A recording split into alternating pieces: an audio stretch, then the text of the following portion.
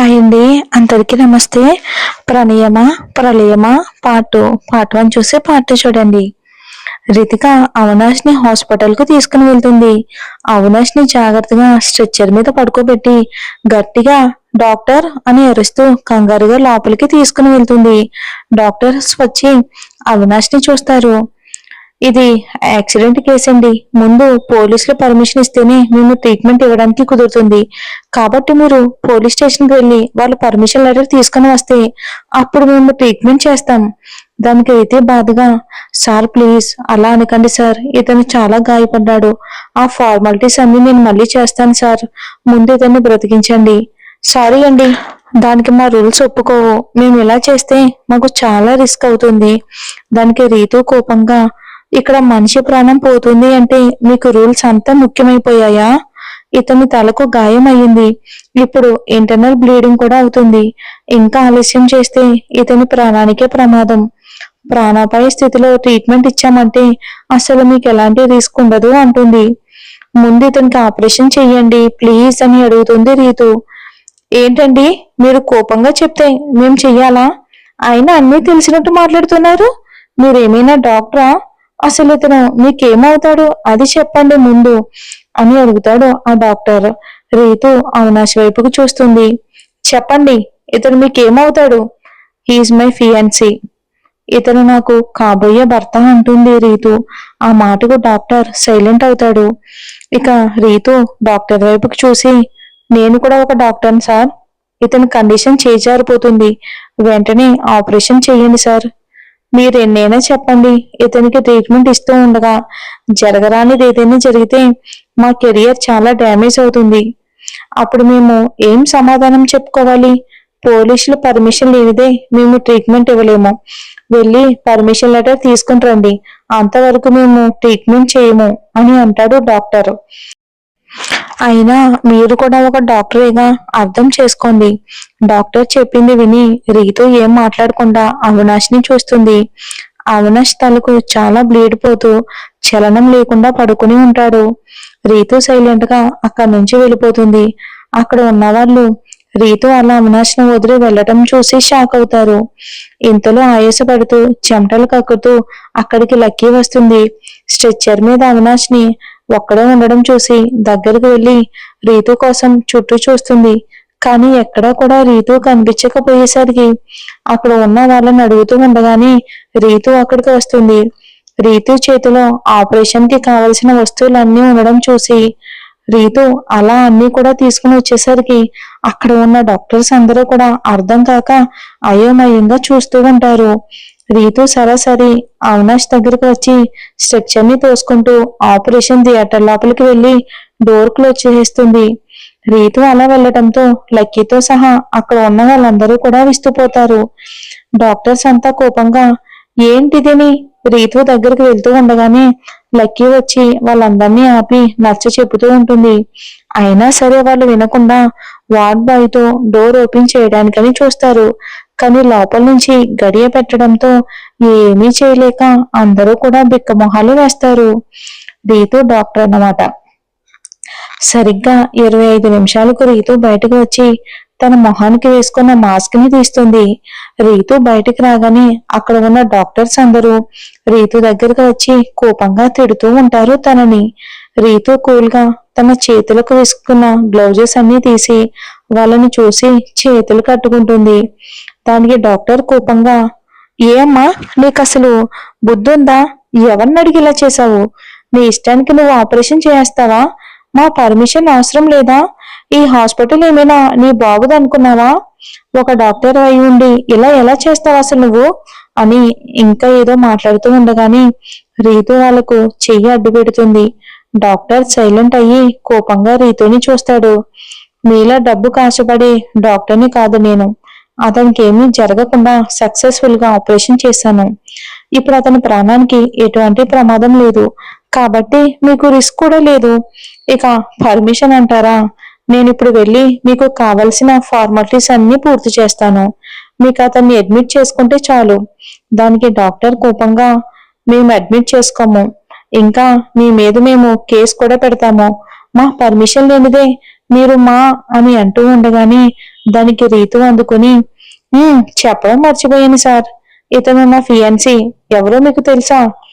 Doctor, అతను ఎవరైతే మాకెందుకు? మీ వల్ల మా హాస్పిటల్ రిస్క్ లో పడేది. మీరు దీనికి ఖచ్చితంగా చెల్లించాల్సిందే.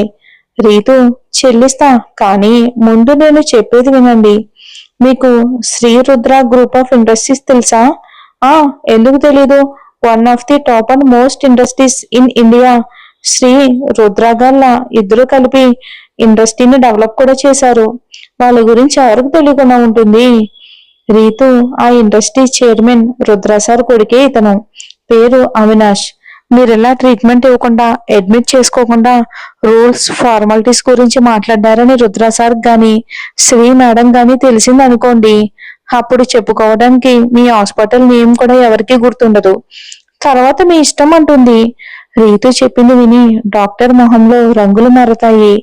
రీతు డాక్టర్ని గమనించి, మీరిప్పుడు అడ్మిట్ చేసుకుంటారా లేక? దానికి డాక్టర్ తడబడుతూ, వద్దు మేడం, వద్దు, మేము అడ్మిట్ చేసుకుని ట్రీట్మెంట్ ఇస్తాము. రుద్ర సార్కి మాత్రం చెప్పకండి మేడం, ప్లీజ్.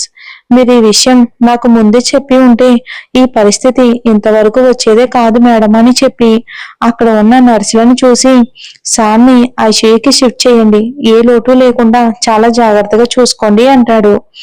రీతు, మరి మీ రూల్స్? మేడం, అవన్నీ మేము చూసుకుంటాము. మీరు కౌంటర్లోకి వెళ్ళి బిల్లు ఒకటి కట్టండి చాలు, మిగిలినవన్నీ కూడా మేమే దగ్గరుండి చూసుకుంటాము అంటాడు ఆ డాక్టర్. దానికి రీతు చిన్నగా నవ్వి కౌంటర్ దగ్గరికి వెళ్తుంది. డాక్టర్ తన నుదుడికి పట్టిన చెమటలను తుడుచుకుంటూ అవినాష్ దగ్గరికి వెళ్తాడు. అంత పవర్ఫుల్ అన్నమాట మన హీరో. రీతు కౌంటర్ దగ్గరికి వెళ్ళి బిల్ అడిగి వాళ్ళ ఫార్మాలిటీస్ అన్ని కూడా పూర్తి చేస్తూ ఉంటుంది. లక్కీ రీతుకి ఎదురుగా వచ్చి నిలబడుతుంది. రీతు లక్కీని చూడకుండా ఫామ్స్ అన్ని ఫిల్ చేస్తూ ఉంటుంది. లక్కీ మాట్లాడకుండా పళ్ళు కొరుకుతూ రీతుని కోపంగా మింగేసేలా చూస్తూ ఉంటుంది. రీతు ఫార్మల్స్ అన్ని ఫిల్ చేసి బిల్ తీసుకుని చూసి ఒక్కసారిగా షాక్ అయింది. అక్కడ ఉన్న రిసెప్షనిస్ట్ ని చూసి, 3 lakhs ఏంటి అని అడుగుతుంది ఆశ్చర్యంగా రీతు. అది హాస్పిటల్ బిల్ మాత్రమే కాదు madam, operation bill, room bill కూడా కలిపి ఒకే బిల్లులో ఇచ్చాను. మీరు కట్టాల్సింది ఇంకా ఉంది మేడం.